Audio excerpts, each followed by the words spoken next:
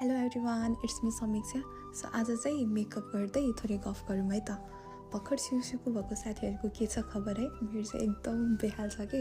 अब बेहाल भन्नाले नि काम नबुझेर गाह्रोबाट भन्दा पनि के, अब त्यो त हामीले अब गर्दै गरेर सिक्ने कुरा हो होइन, त्यो प्रब्लम भएन।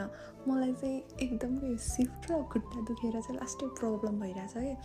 अब सिफ्ट पनि मेरो साथीहरूलाई थाहा छ होइन, म कति ढिलो सुत्ने मान्छे होइन, जहिले पनि 3-4 बजे सुत्ने मान्छे। मेरो सिफ्ट चाहिँ 5:30 बजेबाट अरे कि। मलाई यति उठ्न गाह्रो हुन्छ है। 5:30 बजे उठेर 10:30-11 बजीसम्म हुन्छ बिहान, अनि त्यो पछि रुम फर्क्यो, अनि फेरि 4:30 बजेबाट फेरि 10:30-11 बजीसम्म के। अब हुन्छ नि, हामीले त अब गर्नुपर्ने त 8 घन्टा हो नि त, जहिले पनि जाङ्गे भइरहेछ है।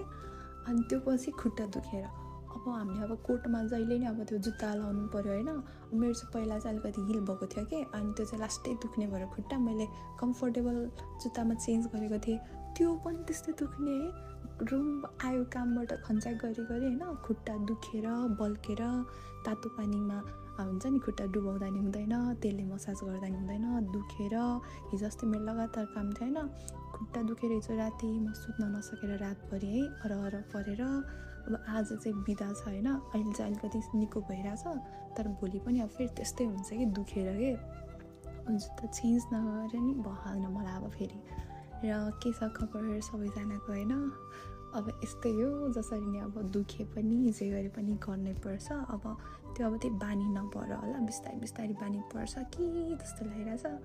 अब स्टुडेन्टमा चाहिँ होइन त्यत्रो काम गर्दा चाहिँ केही भएन, अहिले चाहिँ अब गाह्रो हुँदो रहेछ, गाह्रो छ गाह्रो।